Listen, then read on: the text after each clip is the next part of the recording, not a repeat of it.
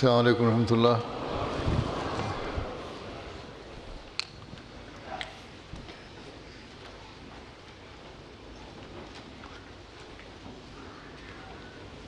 محمود وردی صاحب تلاوت.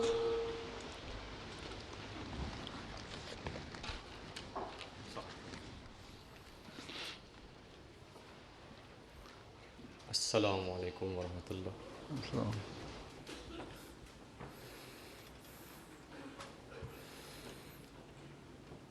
اعوذ باللہ من الشیطان الرجیم.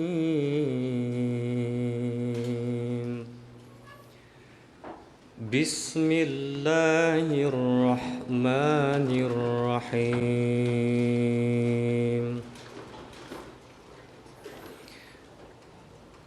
وَلَقَدْ كَتَبْنَا فِي الزَّبُورِ مِن بَعْدِ الذِّكْرِ أَنَّ الْأَرْضَ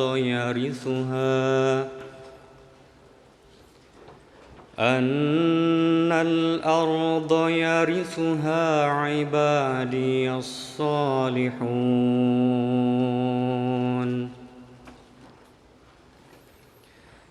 إِنَّ فِي هَذَا لَبَلَاغًا لِقَوْمٍ عَابِدِينَ.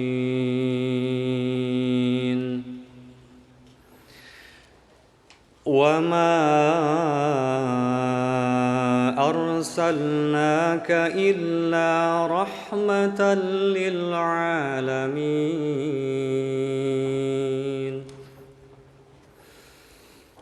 قُلْ إِنَّمَا يُوحَى إِلَيَّ أَنَّمَا إِلَٰهُكُمْ إِلَٰهٌ وَاحِدٌ فَهَلْ أَنتُم مُّسْلِمُونَ؟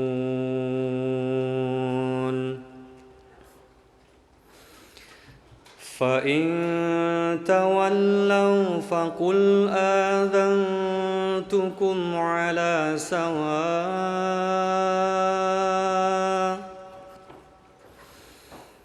وَإِنْ أَدْرِي أَقَرِيبٌ أَمْ بَعِيدٌ مَا تُوعَدُونَ.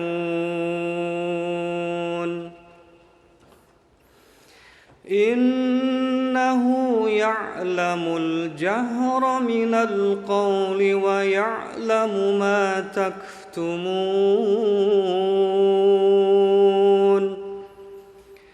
وَإِنْ أَدْرِي لَعَلَّهُ فِتْنَةٌ لَكُمْ وَمَتَاعٌ إِلَىٰ حِينٍ. قَالَ رَبِّ احْكُم بِالْحَقِّ وَرَبُّنَا الرَّحْمَٰنُ الْمُسْتَعَانُ عَلَىٰ مَا تَصِفُونَ. جزاک اللہ. ٹرانسلیشن ڈاکٹر اظہر صدیق صاحب.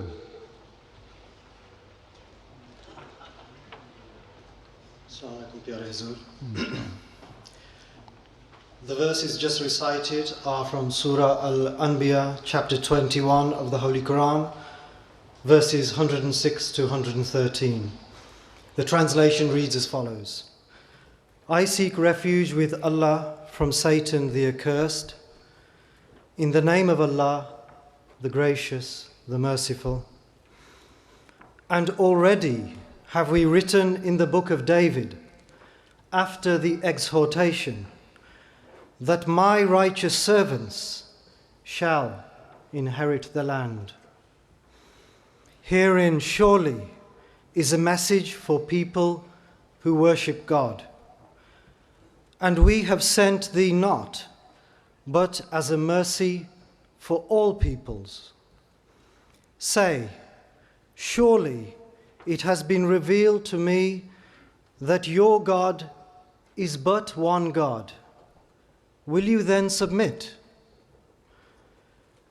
But if they turn back, say, I have warned you all alike, and I know not whether that which you are promised is near or distant. Verily, He knows what is open in speech, and He knows that which you conceal. And I know not, but that it may be a trial for you, and only an enjoyment for a while. He also said, My Lord, judge thou with truth. Our Lord is the gracious God, whose help is to be sought against that which you assert. D'accord.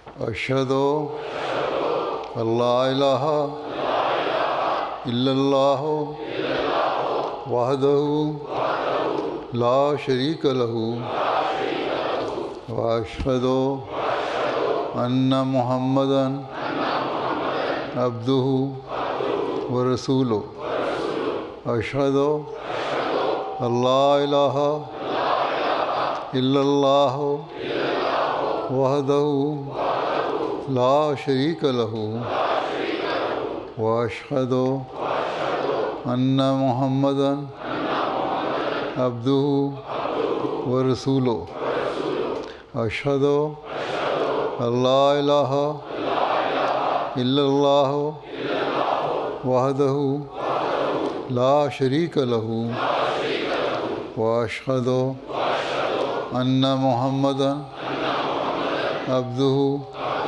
ورسولہ. I bear witness that there is none worthy of worship except Allah. He is one and has no partner. And I bear witness that Muhammad sallallahu alaihi wasallam is his servant and messenger. I solemnly promise that I shall endeavor till the end of my life for the consolidation and propagation of Islam Ahmadiyyat and for upholding the institution of Khilafat. I shall always be prepared to offer the greatest sacrifice for this cause. Moreover, I shall urge all my children to remain true to Khilafat Ahmadiyya. Inshallah. بیٹھیں.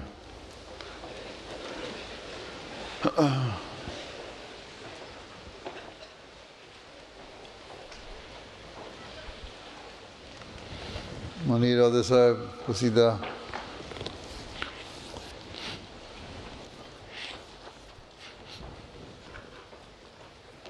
السلام علیکم ورحمۃ اللہ.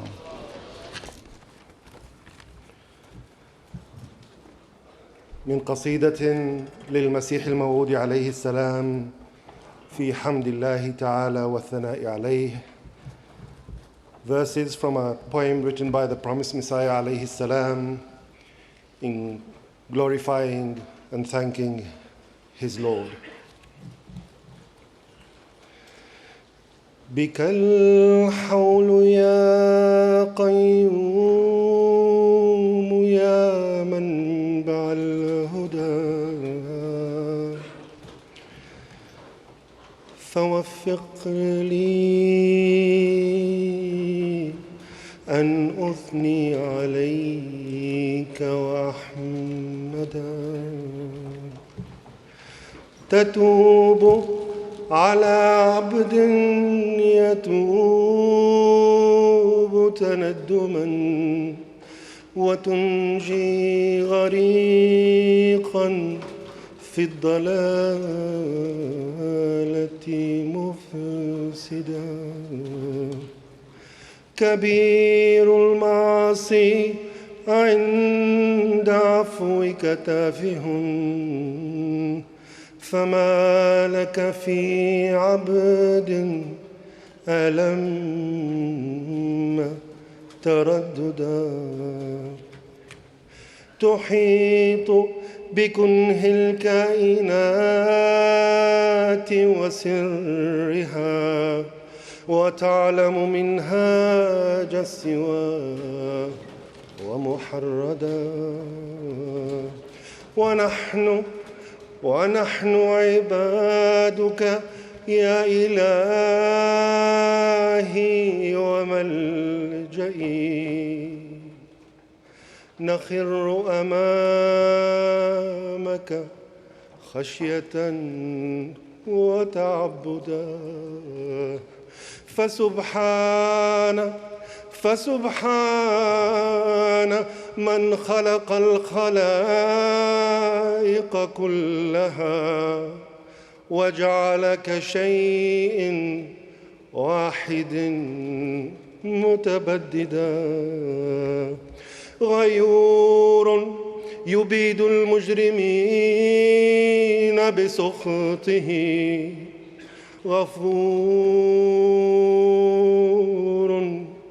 ينجي التائبين من الردى فلا تأمنا من سخطه عند رحمه ولا تيأسا من رحمه إن تشددا وإن شاء يبلو بالشدائد خلقه وإن شاء يعطيهم طريقا ومتلدا Waheed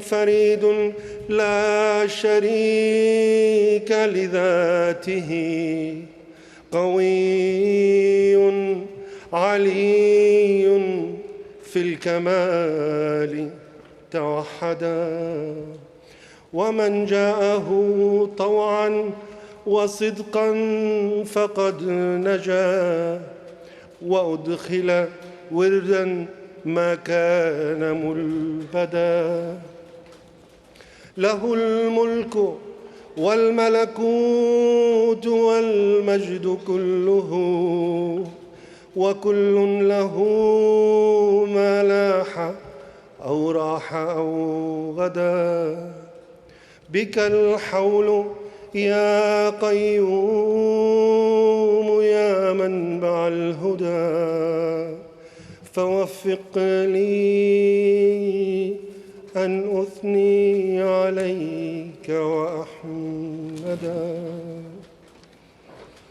The English translation of these verses as follows. All power is yours, O self-subsisting and all-sustaining one. O source of guidance, enable me to extol and praise you. You accept the repentance of the servant who repents with sincere remorse, and you save the one who is corrupt, drowning in misguidance. The greatest of sins is insignificant in comparison to your forgiveness. So what will be the fate of the one who has committed a mistake while in a state of hesitation? You encompass the essence and the secrets of all being, while being fully aware of the paths of the upright and the misguided. We are your servants, O my God and refuge. We bow before you in fear and devotion. So glory be to him who created all creatures and made them, though dispersed, to function as one cohesive entity. Protective of his glory, he destroys the criminals with his wrath. Forgiving, he rescues the repentant from ruin. Therefore, do not feel secure from his wrath amidst his mercy. Not lose hope in his mercy, when he tries you. If he wills, he tests the creation with trials, and if he wills, bestows upon them both new and familiar blessings. Singular and unique, his essence knows no equal. Powerful and exalted, he stands alone in perfection. Whoever approaches him with willingness and sincerity finds salvation and is brought to a place of quenching thirst after enduring oppression. To him belongs the dominion, sovereignty, and all majesty. Everything that manifests, fades, or emerges under his authority. Jazakumullah. Nazm Seku Dasama Sahib.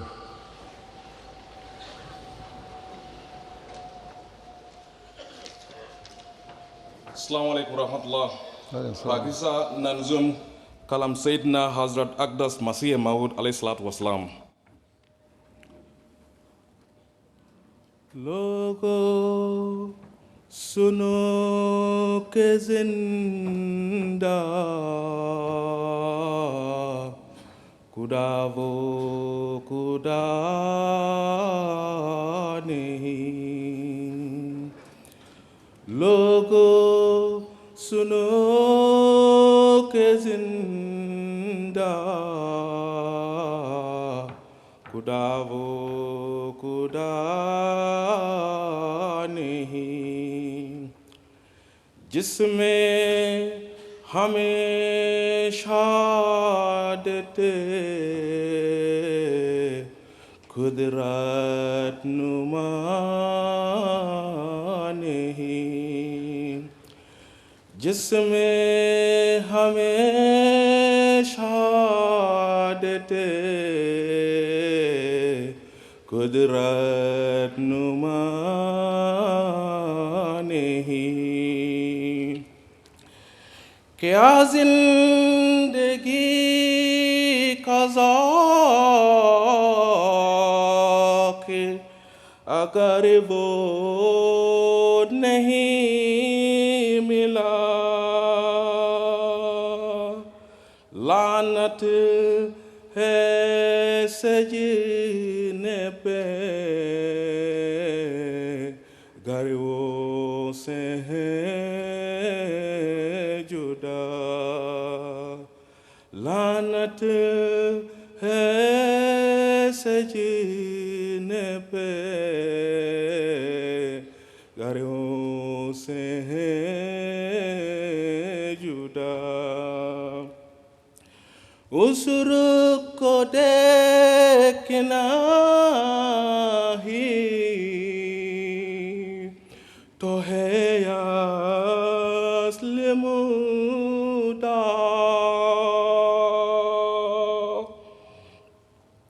जन्नत भी है यही के मिले यार यासना,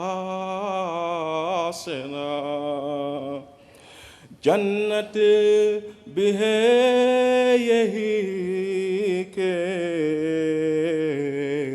मिले यार यासना। जो काकू में मिले उसे मिलता है आशना।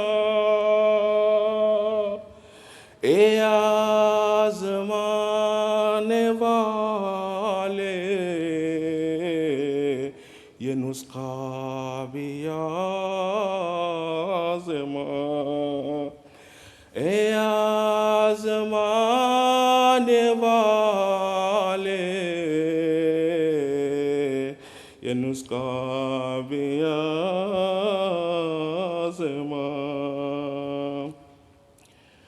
उनके लिए तो बस है खुदा का यही निशान, यानी कि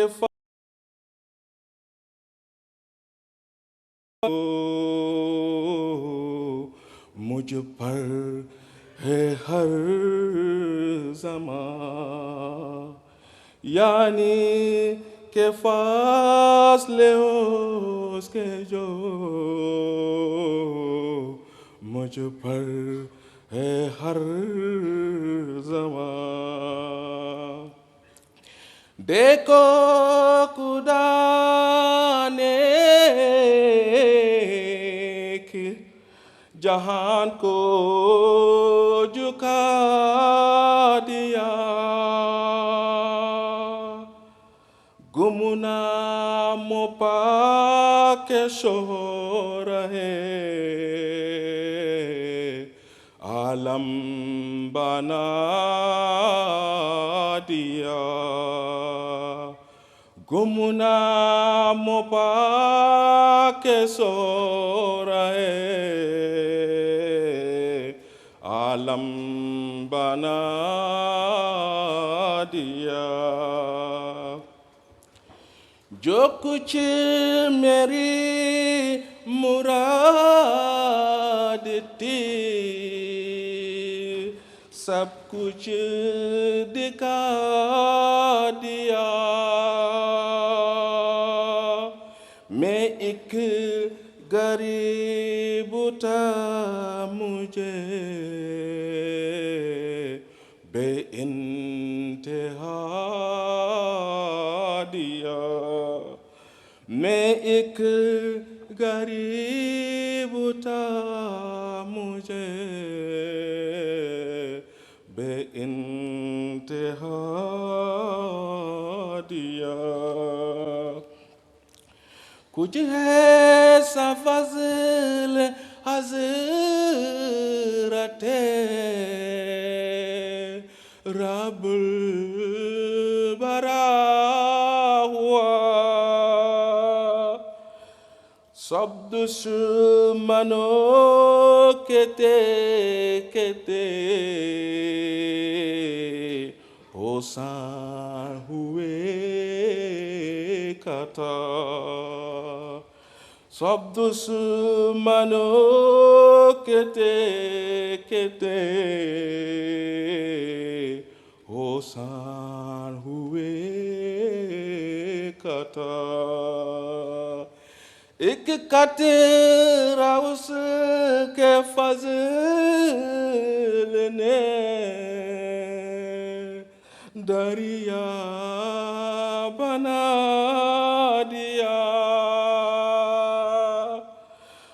میں کا کتا اس نے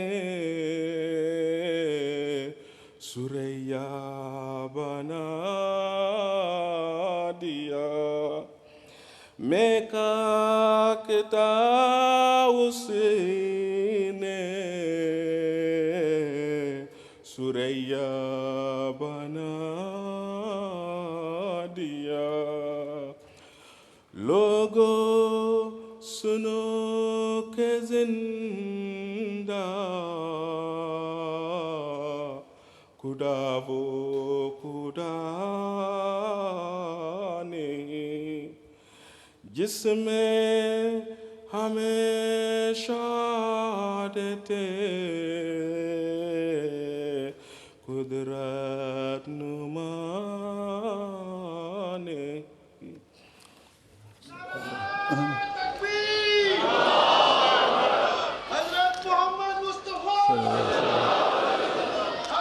Translation Javed Haider Sahib.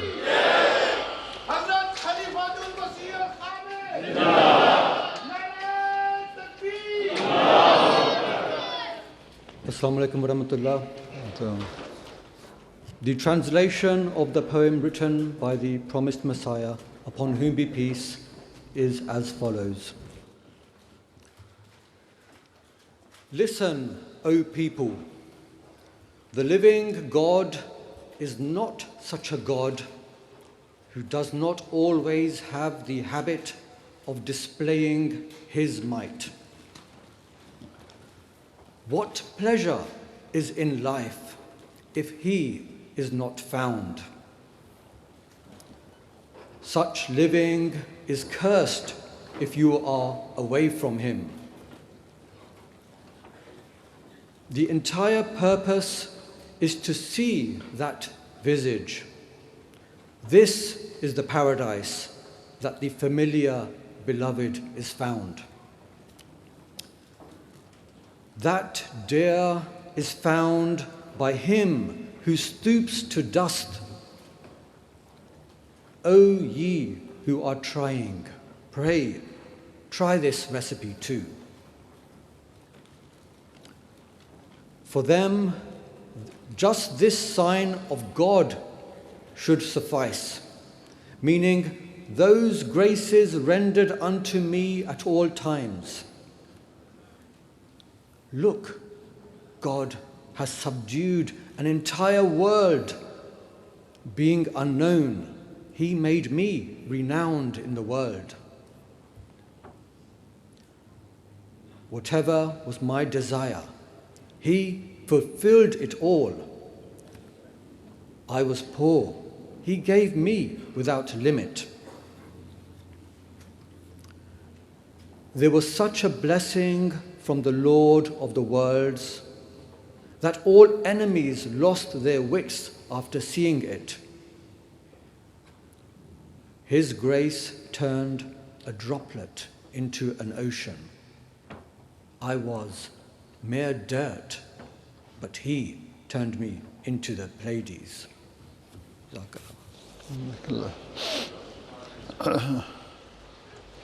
اجتماع رپورٹ صدر صاحب انصار اللہ.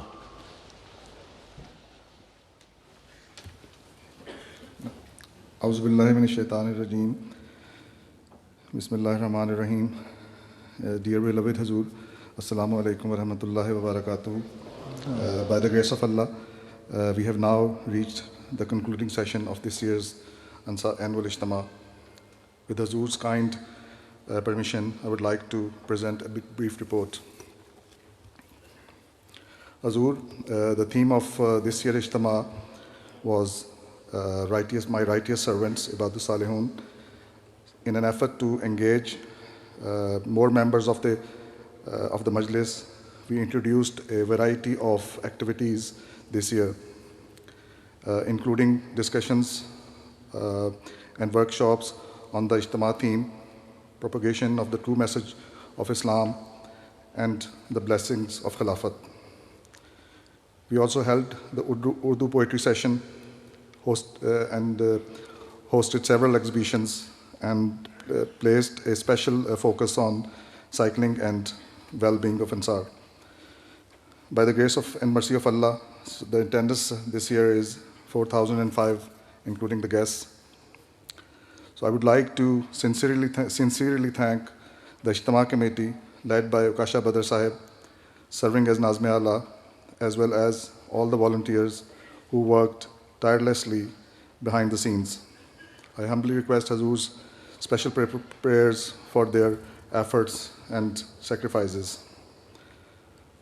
I would also like to extend our thanks to Jamaat UK, Majlis Khudam al-Hamdiya UK, Jalsa Salana UK, and the MT International team for their support and collaboration throughout the Ijtima. On behalf of the entire Majlis, I would like to express our deepest gratitude to beloved Hazur for his gracious presence, continuous guidance, and heartfelt prayers. We humbly request Hazur to continue to pray for the Majlis and its progress, that we may always strive to be among Allah's righteous servant. Jazakumullah khairan. Qaid Momi Sahib, prize distribution.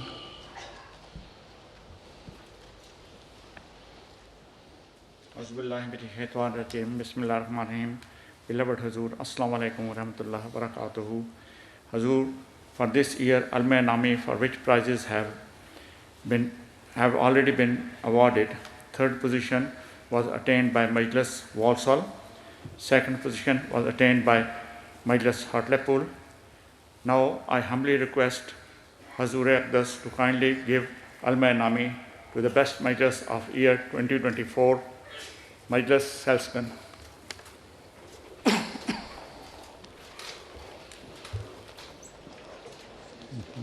کون ہے قائد؟ کون ہے؟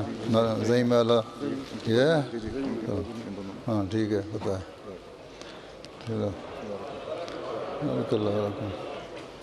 بس ایک ہی ہے بس.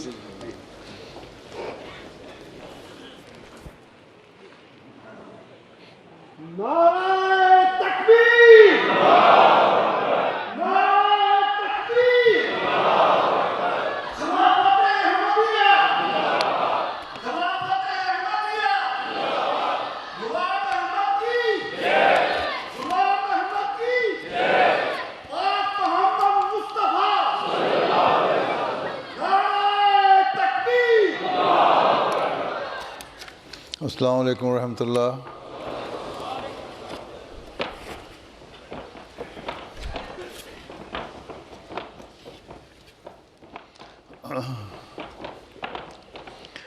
أشهد أن لا إله إلا الله وحده لا شريك له وأشهد أن محمدا عبده ورسوله أما بعد فأعوذ بالله من الشيطان الرجيم بسم الله الرحمن الرحيم الحمد لله رب العالمين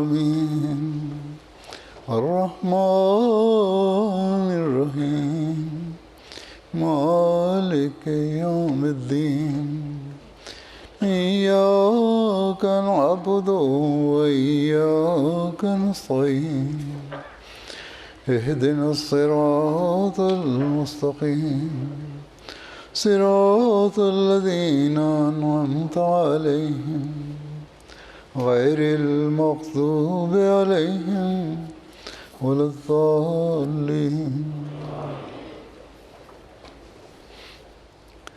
آج ہمارے ساتھ اس اجتماع میں بیلجیم کے انصار بھی شامل ہیں جن کا اجتماع ہو رہا ہے، اور شاید ایک آدھ جگہ اور بھی ہو رہا ہے. اللہ تعالیٰ ان سب کو توفیق دے کہ اس اجتماع سے بھرپور فائدہ اٹھانے والے ہوں.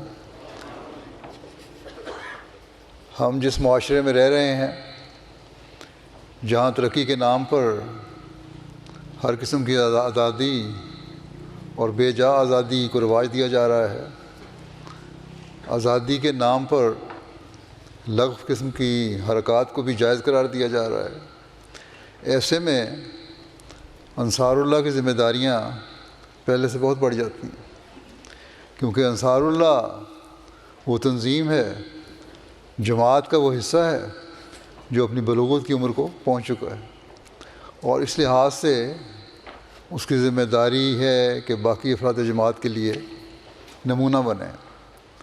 بس اس بات کو سمجھتے ہوئے ان باتوں کو اپنانے، اس پر عمل کرنے اور اسے پھیلانے کی کوشش کریں جو حضرت مسیح موعود علیہ السلام ہم سے چاہتے ہیں، اور جس کے پورا کرنے کے لیے ہم نے آپ کی بیعت کی ہے. ہم نے اپنے گھروں کے ماحول کو بھی ایسا بنانا ہے جہاں یہ پاک نمونے قائم ہوں، اپنی بیوی بچوں کے سامنے بھی ایسے نمونے قائم کرنے ہیں جو ان کے لیے ایک نمونہ ہوں، اور اپنے معاشرے اور ماحول میں بھی وہ نمونے قائم کرنے ہیں جو معاشرے کی بھلائی اور بہتری کے لیے ایک راستہ دکھانے والے ہوں. بس اس لحاظ سے ہماری بہت بڑی ذمہ داری ہے جس کو سمجھنا چاہیے، اور اس کے لیے ہم نے حضرت مسیح موعود علیہ السلام کے ہاتھ پر بیعت کی. بس اگر ہم نے اپنے نمونے نہ دکھائے، اس عمر کو پہنچ کر جو ہماری انتہائی بلوغت کی عمر ہے، اپنے وہ نمونے قائم نہ کیے جو دوسروں کے لیے مثال ہوں، تو پھر ہم اپنی بیعت کا بھی حق ادا کرنے والے نہیں ہوں گے.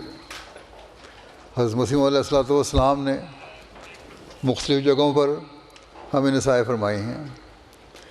چھوٹی سے چھوٹی بات سے لے کر بڑی باتوں تک ہر قسم کی نصیحتیں فرمائیں۔ اس وقت میں حضرت مسیح علیہ السلام کی بعض باتیں آپ کے سامنے پیش کروں گا۔ حضرت مسیح علیہ السلام ہم سے کیا چاہتے ہیں؟ پہلی بات تو یہ کہ حضرت مسیح علیہ السلام نے ہمیں یہ نصیحت فرمائی کہ اپنے گھروں کے ماحول کو ایسا بناؤ جہاں محبت اور پیار نمایاں ہو، کیونکہ گھر معاشرے کی وہ چھوٹی اکائی ہے جس میں اگر امن اور سلامتی ہو، پیار اور محبت ہو، تو پھر وہی پیغام باہر لوگوں کو بھی پہنچتا ہے، وہی پیغام سارے گھر کے افراد کو بھی پہنچتا ہے، اور وہ پھر آگے اس کو پہنچانے والے ہوتے ہیں۔ عورتوں سے حسن معاشرت کے طور پر حضرت مسیح علیہ السلام نے بڑی نصیحت فرمائی، اور ایک دفعہ لوگوں کو نصیحت کرتے ہوئے بڑے درد سے فرمایا کہ لوگ تو بلا وجہ عورتوں کو اپنی دشنام ترازی کا نشانہ بنا لیتے ہیں، ان کو برا بھلا کہہ دیتے ہیں، ان سے لڑائی جھگڑا بھی کر لیتے ہیں، لیکن ایک موقع پر آپ اپنا حال بیان کرتے ہوئے فرماتے ہیں کہ میرا تو یہ حال ہے کہ ایک دفعہ میں نے اپنی بیوی پر آوازہ کسا، اور میں محسوس کرتا تھا کہ وہ بانگ بلند یعنی اونچی آواز جو ہے دل کے رنج سے ملی ہوئی ہے، اس میں غصہ شامل ہے، اور بائیں ہمہ کوئی دل آزار اور درست کلمہ منہ سے نہیں نکالا تھا، اس کے علاوہ کوئی ایسی بات نہیں کی تھی جو سخت ہو، صرف آواز اونچی تھی۔ لیکن اس کے بعد فرماتے ہیں میں بہت دیر تک استغفار کرتا رہا، اور بڑے خشوع اور خضوع سے نفلیں پڑھیں، اور کچھ صدقہ بھی دیا کہ درستی زوجہ پر کسی پنہانی معصیت الہی کا نتیجہ ہے، شاید کوئی ایسا گناہ ہے میرا چھپا ہوا جس کی وجہ سے ایسے سخت الفاظ یا اونچی آواز میرے منہ سے نکل گئی۔ بس یہ وہ معیار ہے جو ہمیں اپنے گھروں میں قائم کرنے کی ضرورت ہے۔ 40 سال کی عمر میں آپ انصار میں شامل ہو جاتے ہیں، اور یہ عمر ایک ایسی ہے جو پوری بلوغت کی عمر ہے، اور یہی عمر ایسی ہے جہاں بعض دفعہ انسان اپنے جذبات بھی قابو نہیں رکھتا، اس کو خیال ہوتا ہے کہ میری عمر ایسی آ گئی ہے کہ میرا عزت اور احترام بھی زیادہ ہونا چاہیے۔ اگر بیوی کی طرف سے کوئی ایسی بات ہو جائے جو مزاج کے خلاف ہو تو بہت سارے معاملات ایسے آتے ہیں جہاں پتہ لگتا ہے کہ خاوند پھر بہت زیادہ سختی بیویوں پر شروع کر دیتے ہیں، یا بیویوں کے جو قریبی رشتے ہیں ان کے ساتھ ایسا سلوک کرتے ہیں کہ جو پھر بیوی کو نامناسب لگتا ہے، اور اس کی طبیعت بھی اس کا منفی اثر ہوتا ہے۔ اس کی وجہ سے پھر ایک بے چینی اور بدمزگی گھر میں پیدا ہو جاتی ہے، اور اس کا نتیجہ پھر یہ نکلتا ہے کہ بچوں پر بھی برا اثر پڑتا ہے، بچوں کی تربیت پر برا اثر پڑتا ہے۔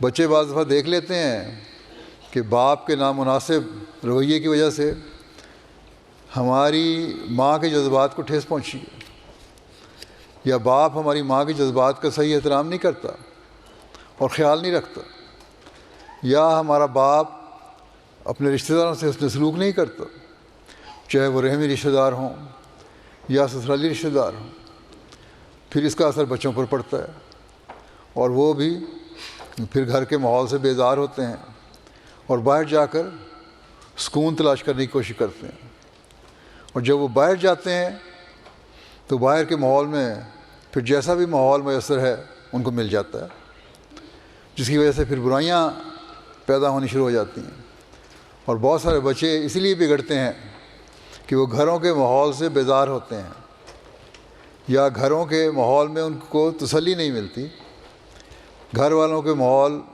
ماحول میں ان کو بے چینی مل رہی ہوتی ہے۔ بس اس لحاظ سے یہ بہت بڑی ذمہ داری ہے کہ مرد اپنی نسلوں کی اصلاح کے لیے، اپنی نسلوں کو بچانے کے لیے، اپنی نسلوں میں دین کی محبت پیدا کرنے کے لیے، اپنی نسلوں کو خدا تعالیٰ سے جوڑنے کے لیے، اپنی نسلوں میں جماعتی احترام اور تعلق پیدا کرنے کے لیے ایسے نمونے قائم کریں جو ایک مثال ہوں. ان کے گھروں میں ایک سکون ہو. یہ گھروں کا سکون جو ہے جب یہ حاصل ہو جائے گا تو پھر ہر طرف ایک امن اور سکون کی فضا انہیں نظر آئے گی، اور بچے پھر اس ماحول میں گھروں میں رہ کر اپنے ماں باپ سے زیادہ تعلق پیدا کرنے والے ہوں گے اور اپنی اصلاح کر کے پھر دین سے بھی جڑنے والے ہوں گے، کیونکہ ان کو پتہ ہوگا کہ میرا باپ جو کچھ بھی کر رہا ہے وہ دین کی تعلیم کے مطابق کر رہا ہے. بس یہ بہت بڑی ذمہ داری ہے جو انصار کی عمر کو پہنچ کر پہلے سے زیادہ بڑھ جاتی ہے. بے شک خدام الحمدیہ کی بھی ذمہ داری ہے. ان کے بچے چھوٹے بچے ہوتے ہیں، بیویوں کے ساتھ حسن سلوک کریں خدام بھی، تاکہ بچپن سے ہی گھروں کا پرسکون ماحول نظر آئے. لیکن انصار کی عمر کو پہنچ کر بچے بہت حد تک باشعور ہو جاتے ہیں، بلکہ بالغ ہو جاتے ہیں. اس لیے اس عمر کو پہنچ کے تو خاص طور پر اس بات کا اہتمام کرنا چاہیے کہ ہمارے گھریلو ماحول نہایت پیار اور محبت والے ہوں اور پرامن رہنے والے ہوں. پھر بچوں کی تربیت کے لیے حضرت مسیح موعود علیہ السلام نے جو ایک نسخہ بتایا ہے وہ یہ ہے کہ ان کے لیے دعا کرو اور نرمی کا سلوک کیا کرو، اور نرمی اور پیار سے سمجھاؤ گے تو وہ بات سمجھیں گے بھی، اور ان کو یہ شکوہ بھی نہیں ہوگا کہ ہمارا باپ سختی کر رہا ہے یا ہمیں غلط باتوں پر بلا وجہ ڈانٹ ٹپڑ ہو رہی ہے. ڈانٹ ٹپڑ تو ہوتی غلط باتوں پہ ہے، غلط باتوں پر بھی ڈانٹ ٹپڑ اگر ضرور سے زیادہ ہو جائے تو وہ بھی غلط چیز ہے.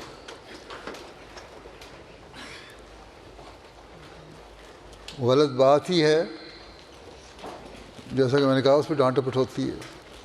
اچھی باتوں پہ تو کوئی نہیں ڈانٹتا، لیکن اس کا بھی اگر صحیح موقع پر نہیں ہو، صحیح طریقے سے نہ ہو تو بچوں پر برا اثر پڑتا ہے.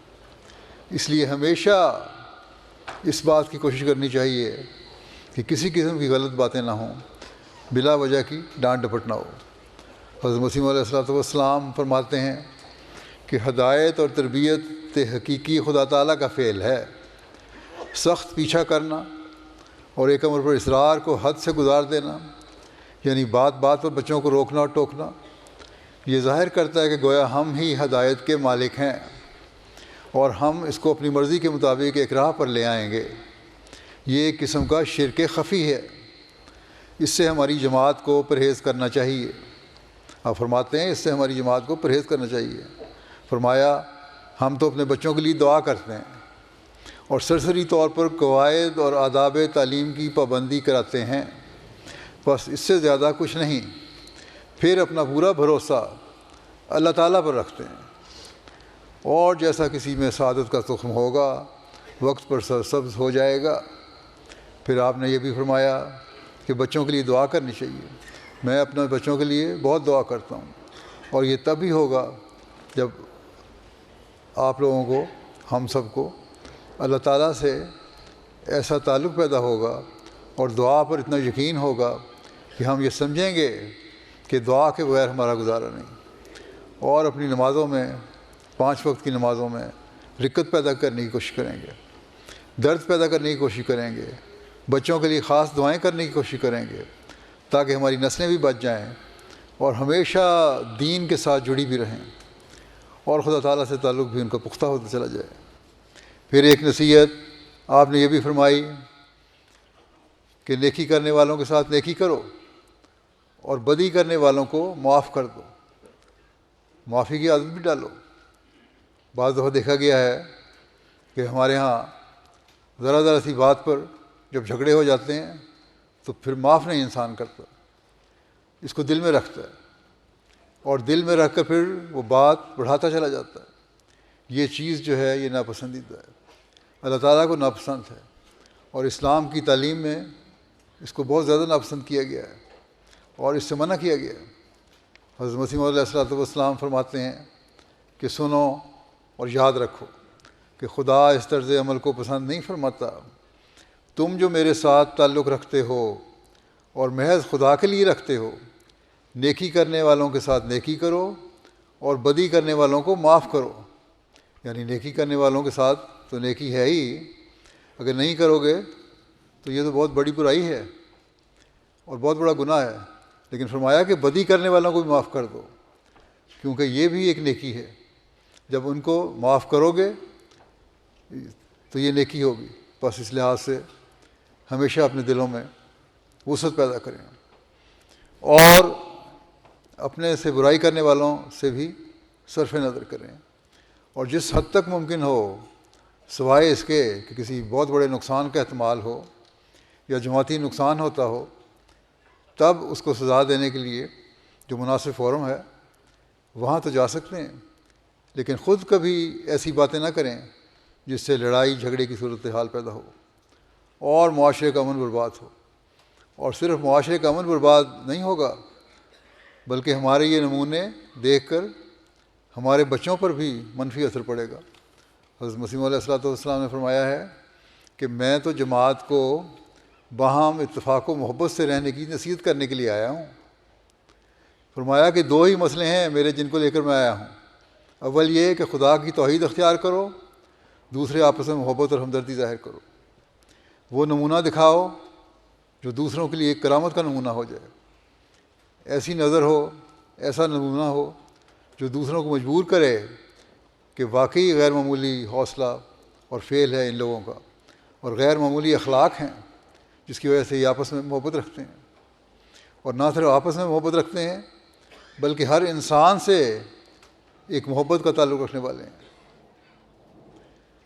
آپ نے فرمایا ایک جگہ کہ جماعت کے باہم اتفاق و محبت پر میں پہلے بہت دفعہ کہہ چکا ہوں کہ تم باہم اتفاق رکھو اور اجتماع کرو. خدا تعالیٰ نے مسلمانوں کو یہی تعلیم دی تھی کہ تم وجود واحد رکھو ورنہ ہوا نکل جائے گی. نماز میں ایک دوسرے کے ساتھ جوڑ کر کھڑے ہونے کا حکم اس لیے ہے کہ باہم اتحاد ہو. برقی طاقت کی طرح، یعنی بجلی جس طرح ایک دوسرے چلتی ہے تاروں کے ذریعے سے، اس طرح ایک کی خبر دوسرے میں سرایت کرے گی. اگر اختلاف ہو، اتحاد نہ ہو تو پھر بے نصیب رہو گے. رسول اللہ صلی اللہ علیہ وسلم نے فرمایا ہے کہ آپس میں محبت کرو اور ایک دوسرے کے لیے غائبانہ دعا کرو. اگر ایک شخص غائبانہ دعا کرے تو فرشتہ کہتا ہے کہ تیرے لیے بھی ایسا ہی ہو. کیسی اعلیٰ درجے کی بات ہے کہ اگر انسان کی دعا منظور نہ ہو تو فرشتے کی تو منظور ہوتی ہے. میں نصیحت کرتا ہوں، فرماتے ہیں میں نصیحت کرتا ہوں اور کہنا چاہتا ہوں کہ آپس میں اختلاف نہ کرو.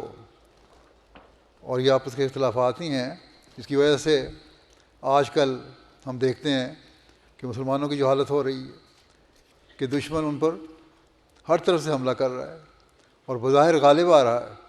حالانکہ مومن کے ساتھ تو اللہ تعالیٰ کا وعدہ ہے کہ ان کو غلبہ عطا فرمائے گا، لیکن یہاں تو الٹی صورت نظر آ رہی ہے. اس کی وجہ یہی ہے کہ مسلمانوں میں آپس میں اتفاق نہیں، اتحاد نہیں. بس حضرت مسیح علیہ الصلوۃ والسلام جس مقصد کے لیے آئے تھے اس کو پورا کرنے کے لیے ہم نے آپس میں بھی اتفاق اور اتحاد پیدا کرنا ہے اور معاشرے کو بھی اس کی تعلیم دینی ہے. آپ مزید فرماتے ہیں کہ میں 2 ہی مسئلے لے کر آیا ہوں. اول خدا کی توحید اختیار کرو، دوسرے آپس میں محبت اور ہمدردی ظاہر کرو. وہ نمونہ دکھلاؤ کہ غیروں کے لیے کرامت ہو. یہی دلیل تھی، آپ فرماتے ہیں کہ یہی دلیل تھی جو صحابہ میں پیدا ہوئی تھی. کنتم اعداء فالف بین قلوبکم. یاد رکھو تالیف ایک اعجاز ہے. فرمایا کہ یاد رکھو جب تک تم میں سے ہر ایک ایسا نہ ہو کہ جو اپنے لیے پسند کرتا ہے وہی اپنے بھائی کے لیے پسند کرے، وہ میری جماعت میں سے نہیں ہے. وہ مصیبت اور بلا میں ہے، اس کا انجام اچھا نہیں. بس یہ بہت بڑی بات، بہت بڑی تنبیہ ہے. اللہ تعالیٰ نے تو یہ فرمایا ہے کہ تم لوگ آپس میں دشمن تھے اور تمہارے درمیان الفت پیدا کرنے کے لیے ایک دین قائم کیا. اس میں اسلام کی تعلیم بھیجی حضرت صلی اللہ علیہ وسلم کے ذریعے سے، اور پھر اس زمانے میں حضرت مسیح موعود علیہ الصلوۃ والسلام کے ذریعے سے اس دشمنی کو ختم کرنے کے لیے تمہیں ایک بنانے کے لیے تعلیم دی. اب تمہارا کام ہے کہ اس دشمنی کو کلیتاً مٹا دو اور آپس میں محبت اور پیار پیدا کرو. پھر آپ فرماتے ہیں کہ یاد رکھو بغض کا جدا ہونا مہدی کی علامت ہے، یعنی مہدی کے آنے کی علامت یہ ہے کہ جو اس کی جماعت میں شامل ہوں گے ان کا آپس کا بغض ختم ہو جائے گا. تو تم نے جو مہدی کو منظور کیا ہے تو آپس کے جھگڑوں اور کینوں اور بغضوں کو دور کرنا پڑے گا. فرمایا کہ کیا وہ علامت پوری نہیں ہوگی؟ ضرور پوری ہوگی. اور فرمایا کہ میں امید رکھتا ہوں کہ میرے وجود سے انشاءاللہ ایک صالح جماعت پیدا ہوگی. بس اگر ہم نے حضرت مسیح علیہ السلام کی صالح جماعت میں شامل ہونا ہے تو آپس کے بغضوں کو بھی دور کرنا ہوگا. فرمایا کہ باہمی عداوت کا سبب کیا ہے؟ بخل، رعونت ہے، خود پسندی ہے، جذبات ہیں. فرمایا کہ جو اپنے جذبات پر قابو نہیں پا سکتے اور باہم محبت اور اخوت سے نہیں رہ سکتے، جو ایسے ہیں وہ یاد رکھیں کہ وہ چند روز مہمان ہیں جب تک کہ عمدہ نمونہ نہ دکھائیں. وہ ظاہری میں تو یہ کہتے رہیں گے کہ ہم جماعت میں شامل ہیں، لیکن حقیقت میں وہ اپنی زندگی تک ہی مہمان ہیں. چاہے وہ زندہ رہنے تک اپنے آپ کو احمدی کا ہونے کا دعویٰ کرتے رہیں، جب تک کہ وہ عمدہ نمونہ نہ دکھا کر اس تعلیم پر عمل نہ کریں وہ احمدی ہونے کا حق ادا نہیں کرتے، جس کی تعلیم ہمیں حضرت مسیح علیہ الصلوۃ والسلام نے اسلامی تعلیم کی روشنی میں دی ہے. اللہ تعالیٰ کی نظر میں احمدی نہیں ہیں ایسے لوگ. فرمایا میں کسی کے سبب سے اپنے اوپر اعتراض لینا نہیں چاہتا. ایسا شخص جو میری جماعت میں ہو کر میرے منشا کے موافق نہ ہو وہ خشک ٹہنی ہے. اس کو اگر باغبان کاٹے نہیں تو کیا کرے؟ پھر آپ نے فرمایا، ایک نصیحت یہ فرمائی کہ دنیا کو مقصود بالذات نہ بناؤ بلکہ دین کو بناؤ، اور دنیا اس کے لیے بطور خادم اور مرکب ہے. وضاحت کرتے ہوئے آپ نے فرمایا کہ مومن کو چاہیے کہ جد و جہد سے کام کرے، لیکن جس قدر مرتبہ مجھ سے ممکن ہے یہی کہوں گا، یعنی بے شمار دفعہ بھی کہنا پڑے تو یہی کہوں گا کہ دنیا کو مقصود بالذات نہ بنا لو، دین کو مقصود بالذات ٹھہراؤ، اور دنیا اس کے لیے بطور خادم اور مرکب کے ہو، خادم کے طور پر ہو. دنیا کی چیزیں مل کر دین کی خادم بننے والی چیزیں بن جائیں. یہ اسباب جو ہیں یہ دین سے دور ہٹانے والے نہ ہوں بلکہ یہ دین کی خدمت کرنے کے لیے مقرر کیے گئے ہیں، ان سے فائدہ اٹھاؤ. فرمایا کہ دولت مندوں سے بسا اوقات ایسے کام ہوتے ہیں کہ غریبوں اور مفلسوں کو وہ موقع نہیں ملتا. رسول اللہ صلی اللہ علیہ وسلم کے وقت میں خلیفہ اول نے یعنی حضرت ابوبکر صدیق جو بڑے ملک التجار تھے، مسلمان ہو کر لا نظیر مدد کی، اور آپ کو یہ مرتبہ ملا کہ صدیق کہلائے اور پہلے رفیق اور خلیفہ اول ہوئے. یہ مقام حضرت خلیفہ اول کو اس لیے ملا، آپ فرماتے ہیں کہ یہ مقام حضرت خلیفہ اول کو اس لیے ملا کہ آپ نے دین کو دنیا پر مقدم کرنے کا جو عہد کیا تھا اس کو پورا کیا. اور اگر ہر شخص اس عہد کو پورا کرتا رہے گا تو اس کو بھی حفظ مراتب کے طور پر اللہ تعالیٰ اپنے فضل سے نوازتا رہے گا. جو اس کا مقام ہے، جیسا جیسا اس کو نیکیاں ہیں اس کے مطابق اللہ تعالیٰ ان کو نوازتا چلا جائے گا. یہ نہیں کہ اللہ تعالیٰ بغیر نوازے چھوڑے. پھر ایک جگہ نصیحت کرتے ہوئے آپ نے فرمایا کہ جہنم کیا چیز ہے؟ فرمایا کہ ایک جہنم تو وہ ہے جس کا مرنے کے بعد اللہ تعالیٰ نے وعدہ دیا ہے، اور دوسری یہ زندگی بھی اگر خدا تعالیٰ کے لیے نہ ہو تو جہنم ہے. اللہ تعالیٰ کو مقدم رکھو گے تو جنت ملے گی، نہیں تو جہنم ہے. اللہ تعالیٰ نے فرمایا کہ اللہ تعالیٰ ایسے انسان کو تکالیف سے بچانے اور آرام دینے کے لیے متولی نہیں ہوتا. یہ خیال مت کرو کہ کوئی ظاہری دولت یا حکومت، مال و عزت، اولاد کی کثرت کسی شخص کے لیے کوئی راحت یا اطمینان یا سکینت کا موجب ہو جاتی ہے اور وہ دم نقد بھیجتی ہوتا ہے. نہیں، ہرگز نہیں۔ وہ اطمینان، تسلی اور تسکین جو بہشت کی علامات میں سے ہیں، ان باتوں سے نہیں ملتی۔ وہ خدا ہی میں زندہ رہنے اور مرنے سے مل سکتی ہیں، جس کے لیے انبیاء علیہ السلام، خصوصاً ابراہیم اور یعقوب علیہ السلام کی یہی وصیت تھی کہ لا تموتن الا وانتم مسلمون، کہ جب تک فرمانبرداری نہ ہو اس وقت تک مرنا نہیں، یعنی اپنے مرنے تک تم نے فرمانبردار رہنا ہے۔ فرمایا کہ لذات دنیا تو ایک قسم کی ناپاک حرص پیدا کر کے طلب اور پیاس کو بڑھا دیتی ہیں۔ استسقاء کے مریض کی طرح پیاس نہیں بجھتی، جس کو پانی پیاس کا مرض ہوتا ہے اس کی پیاس نہیں بجھتی، اس طرح اس کی بھی پیاس نہیں بجھتی دنیا کی۔ دنیا میں ڈوبتے چلے جاؤ گے، دنیا کی لالچ تو اور لالچ کی طرف لے جاتی رہے گی، اور ایک پیاس کے مریض کی طرح انسان یہی چاہے گا کہ میں دولت کو حاصل کرتا ہی چلا جاؤں، پانی کو پیتا ہی چلا جاؤں، اور فرمایا کہ پیاس نہیں بجھتی یہاں تک کہ ہلاک ہو جاتا۔ بس دولت کا بھی یہی حال ہے کہ انسان دولت کے پیچھے اپنے آپ کو ہلاک کر لیتا ہے۔ فرمایا کہ یہ بے جا آرزوؤں اور حسرتوں کی آگ بھی من جملہ اسی جہنم کی آگ ہے کہ جو انسان کے دل کو راحت اور قرار نہیں لینے دیتی، بلکہ اس کو ایک تذبذب اور اضطراب میں غلطاؤں اور پیچاں رکھتی ہے۔ اس لیے میرے دوستوں کی نظر سے یہ امر پوشیدہ نہ رہے۔ فرماتے ہیں میرے دوستوں کی نظر سے یہ امر پوشیدہ نہ رہے۔ فرمایا میرے دوستوں کی نظر سے یہ امر ہرگز پوشیدہ نہ رہے کہ انسان مال و دولت یا زن و فرزند کی محبت کے جوش اور نشے میں ایسا دیوانہ اور از خود رفتہ ہو جائے کہ اس میں اور خدا تعالیٰ میں ایک حجاب پیدا ہو جائے۔ مال اور اولاد اسی لیے تو فتنہ کہلاتی ہے، اس سے بھی انسان کے لیے ایک دوزخ تیار ہوتا ہے، اور جب وہ ان سے الگ کیا جاتا ہے تو سخت بے چینی اور گھبراہٹ ظاہر کرتا ہے۔ یعنی اولاد اور مال سے جب علیحدہ ہو جائے انسان، نقصان پہنچے تو بڑا بے چین ہو جاتا ہے۔ پھر قرآن کریم پڑھنے کی طرف نصیحت کرتے ہوئے آپ فرماتے ہیں کہ دن رات تم قرآن کریم کو پڑھو، یہ حربہ اپنے ہاتھ میں لے لو، کیونکہ تمہاری فتح اسی کے ذریعے سے ہونی ہے۔ قرآن کریم کی تعلیم کو پڑھو، اس پر عمل کرو گے تو تمہاری فتح ہوگی۔ فرمایا اگر ہمارے پاس قرآن نہ ہوتا اور حدیثوں کے مجموعے ہی مایہ ناز ایمان و اعتقاد ہوتے تو ہم قوموں کو شرمساری سے منہ بھی نہ دکھا سکتے۔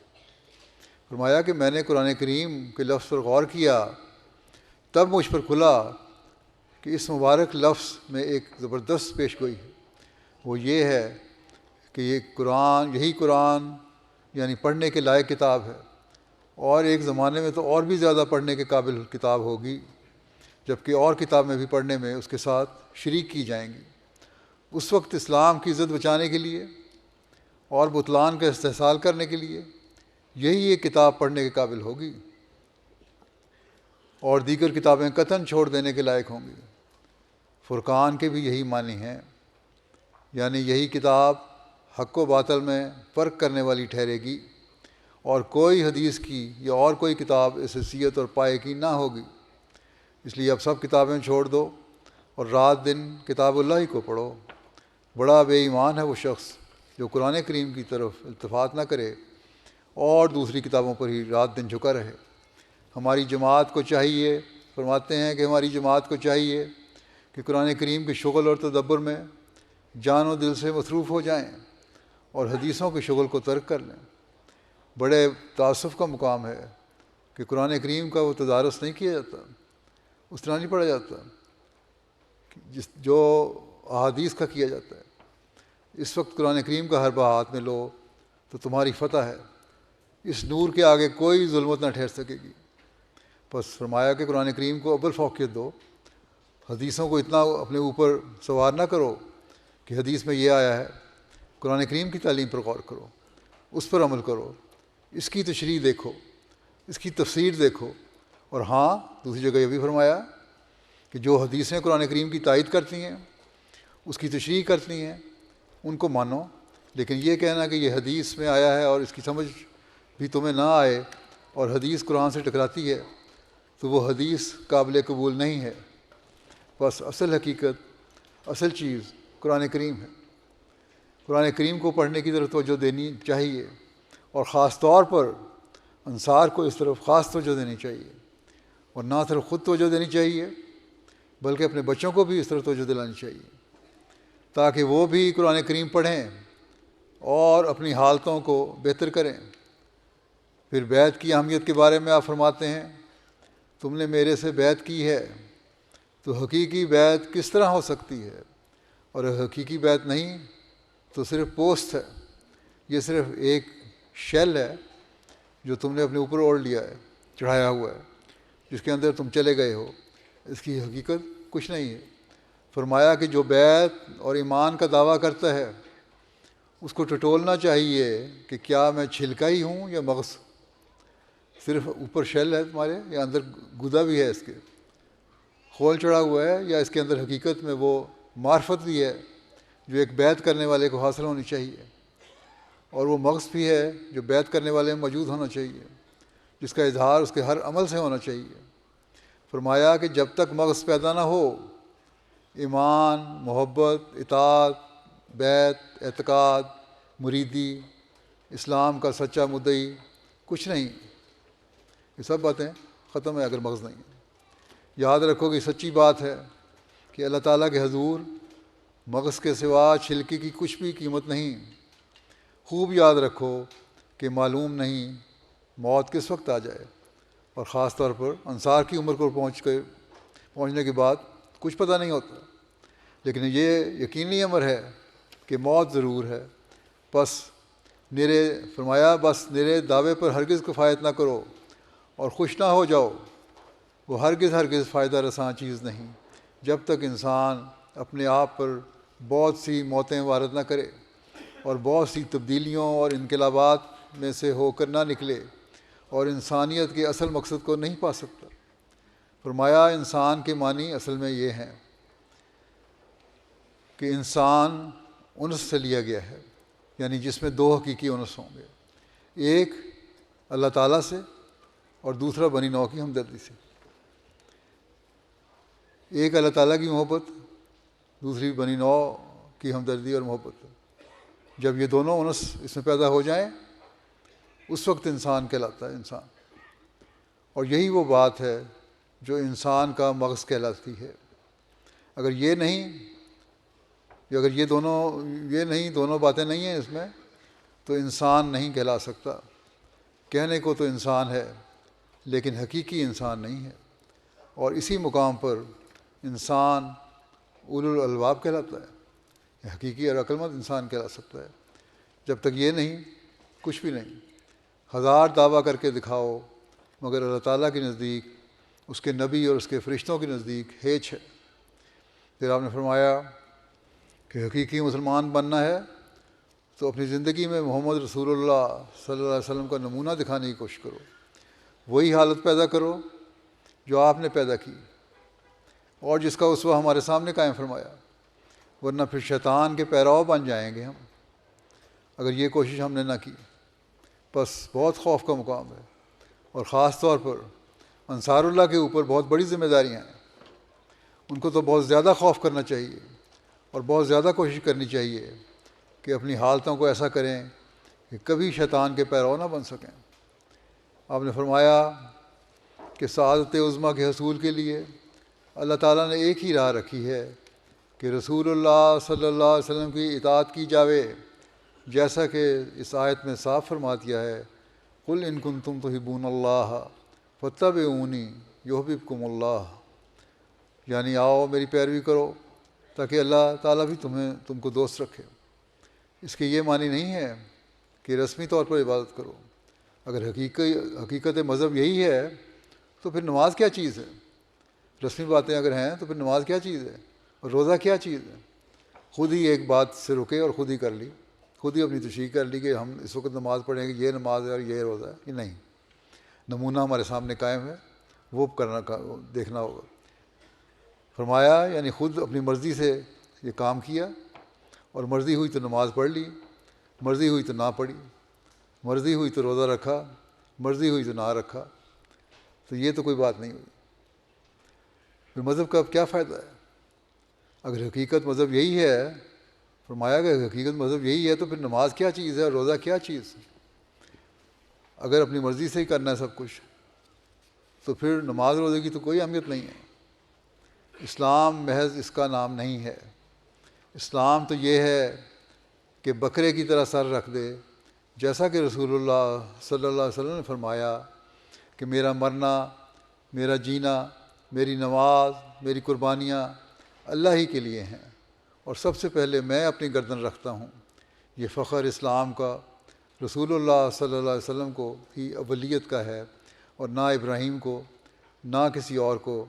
یہ اسی کی طرف اشارہ ہے، کن تو نبیًا و آدم و بین الماء و تین، کہ اگرچہ آپ نبیوں کے بعد آئے مگر یہ صدا کہ میرا مرنا اور میرا جینا اللہ تعالیٰ کے لیے ہے، یہ دوسرے کے منہ سے نہیں نکلی۔ اور فرمایا کہ دنیا کی حالت کو دیکھو کہ ہمارے نبی کریم صلی اللہ علیہ وسلم نے تو اپنے عمل سے یہ دکھایا کہ میرا مرنا اور جینا سب کچھ اللہ تعالیٰ کے لیے ہے۔ اور یا اب دنیا میں مسلمان موجود ہیں، کسی سے کہا جائے کہ کیا تو مسلمان ہے تو کہتا ہے کہ الحمدللہ۔ جس کا کلمہ پڑھتا ہے اس کی زندگی کا اصول تو خدا کے لیے تھا، مگر یہ دنیا کے لیے جیتا اور دنیا کے لیے مرتا ہے۔ کہتے تو یہ ہیں ہم کہ الحمدللہ مسلمان ہیں، لیکن جس کے لیے کلمہ پڑھا ہے محمد رسول اللہ کا، وہ تو خدا کے لیے جیتے اور مرتے تھے، لیکن عام انسان جو ہے مسلمان کہلانے کے باوجود دنیا کے لیے مرتے اور جیتے ہیں۔ فرمایا اس وقت تک کہ غرغرہ شروع ہو جائے دنیا ہی اس کا مقصود، محبوب اور مطلوب رہتی ہے۔ موت تک یہی باتیں ہوتی ہیں کہ دنیا کس طرح کمائیں۔ پھر کیوں کر کہہ سکتا ہے کہ میں رسول اللہ صلی اللہ علیہ وسلم کی اتباع کرتا ہوں؟ فرمایا یہ بڑی غور طلب بات ہے، اس کو سرسری نہ سمجھو، بڑی غور طلب بات ہے، اس کو سرسری نہ سمجھو۔ مسلمان بننا بہت مشکل کام ہے، اور اسوہ حضرت صلی اللہ علیہ وسلم نے قائم فرمایا اس پر چلنا بہت مشکل کام ہے، اس کے لیے محنت کرنی پڑے گی، اس کو سرسری نہ سمجھو۔ مسلمان بننا آسان نہیں ہے۔ رسول اللہ صلی اللہ علیہ وسلم کی اطاعت اور اسلام کا نمونہ جب تک اپنے اندر پیدا نہ کرو مطمئن نہ ہو۔ بس یہ بہت اہم بات ہے، بہت ڈرانے والی بات ہے، بہت توجہ دلانے والی بات ہے۔ اس کی طرف ہمیں توجہ رکھنی چاہیے۔ اگر ہم نے اپنی زندگیوں کو یہ چند باتیں جو میں نے کی ہیں اس کے مطابق ڈھال لیا تو ہم سمجھ لیں کہ ہم نے اپنی بیعت کے حق کو بھی پورا کیا اور انصار اللہ ہونے کا حق بھی ادا کر دیا۔ اللہ تعالیٰ اس حق کو ادا کرنے کی ہر ایک کو توفیق عطا فرمائے۔ آخر میں حضرت مسیح علیہ السلام کا ایک اقتباس اور پڑھتا ہوں۔ آپ فرماتے ہیں تمام کامیابیاں ہماری معاشرت اور آخرت کے تعاون پر ہی موقوف ہو رہی ہیں۔ کیا کوئی اکیلا انسان کسی کام دین یا دنیا کو انجام دے سکتا ہے؟ ہرگز نہیں۔ کوئی کام دینی ہو یا دنیاوی بغیر معاونت باہمی کے چل ہی نہیں سکتا۔ ہر ایک گروہ کے جس کا مدعا اور مقصد ایک ہے مثل اعضاء یکدیگر ہے، اور ممکن نہیں۔ مختلف اعضاء ہیں لیکن جسم ایک ہے۔ جو کوئی فعل جو متعلق غرض مشترک اس گروہ کے ہے بغیر معاونت باہمی ان کے بخوشی اور خوش اسلوبی ہو سکے۔ کوئی کام جو مشترک کام ہے بغیر باہمی معاونت کے، ایک دوسرے کی مدد کرنے کے، خوش اسلوبی سے سر انجام نہیں پا سکتا۔ بس آپس میں معاونت ضروری ہے۔ فرمایا کہ بالخصوص جس قدر جلیل القدر کام ہے اور جس کی علت غائی، جس کا آخری نتیجہ کوئی فائدہ عظیمہ جمہوری ہے، یعنی بہت بڑا فائدہ جو پوری قوم کو ملنے والا ہے، وہ تو بجوز جمہوری اعانت کے کسی طور پر انجام پذیر نہیں ہو سکتا۔ قوم کا فائدہ اٹھانے کے لیے پوری قوم کو اکٹھا ہو کے کام کرنا پڑے گا، اور صرف ایک ہی شخص اس کا متحمل نہیں ہو سکتا، اور نہ کبھی ہوا۔ انبیاء علیہ السلام جو توکل اور تفویض اور تحمل اور مجاہدات افعال غیر میں سب سے بڑھ کر ہیں، ان کو بھی برائے اسباب ظاہری من انصاری اللہ کہنا پڑا۔ انبیاء نے بہت سارے کام کیے، ان کو اللہ تعالیٰ نے سپرد کیے، ان سے وعدے بھی کیے، لیکن انہوں نے بھی جماعت اکٹھی کی اور کہا کہ من انصاری اللہ۔ خدا نے بھی اپنے قانون شریف میں تصدیق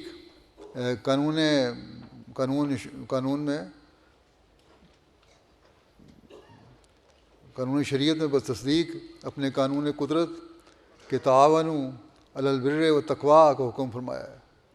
بس جب ہم نے اپنے آپ کو انصار اللہ کہا ہے اور نحن انصار اللہ کا نعرہ لگایا ہے، تو ہمیں پھر حضرت مسیح علیہ الصلوۃ والسلام کی جماعت میں ہونے کا حق اور انصار اللہ ہونے کا حق ادا کرنے کے لیے اپنی بھرپور کوشش کرنی چاہیے۔ اللہ تعالیٰ اس کی ہمیں توفیق عطا فرمائے، اپنی حالتوں کو ہم تبدیل کرنے والے ہوں، اپنے بچوں کی حالتوں میں تبدیلی پیدا کرنے کی کوشش کرنے والے ہوں، اپنے گھروں کے ماحول کو پرامن رکھنے والے ہوں، اپنے معاشرے کے ماحول کو پرامن رکھنے والے ہوں، اور آخر میں اس دنیا کو امن اور سلامتی کا پیغام پہنچانے والے ہوں، اور اس دنیا کو ایک خدا کا ماننے والا بنانے والے ہوں، اور دنیا میں حضرت صلی اللہ علیہ وسلم کا جھنڈا لہرانے والے ہوں، اور دنیا کو آپ کے جھنڈے تلے لانے والے ہوں۔ اللہ تعالیٰ کرے کہ ہم ہمیشہ ایسے ہی انصار بن کر رہیں۔ آمین۔ اب دعا کر لیں۔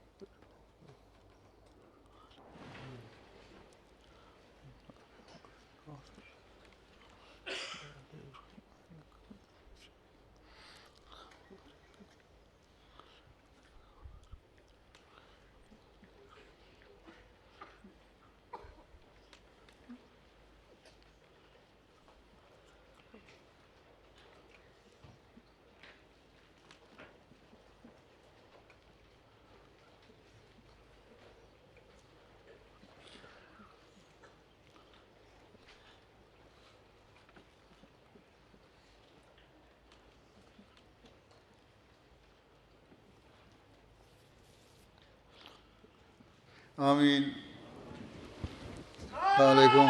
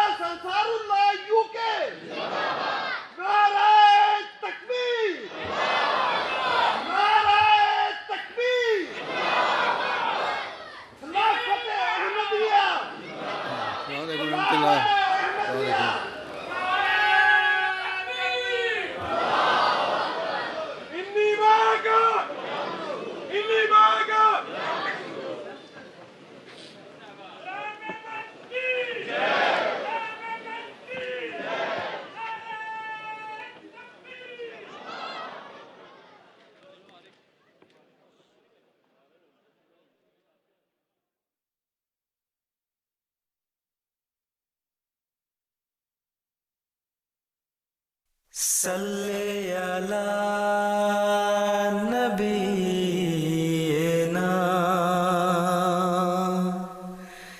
صلی علی محمد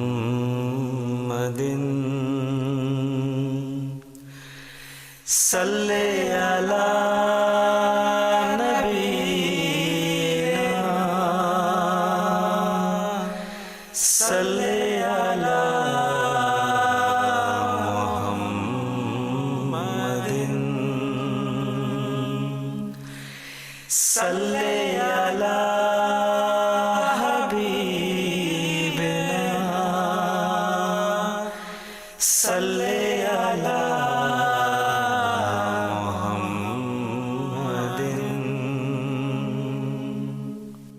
صلی علی رحیمنا صلی علی محمد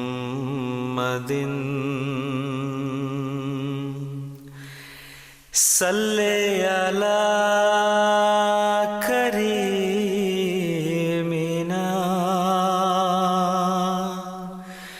صلی علی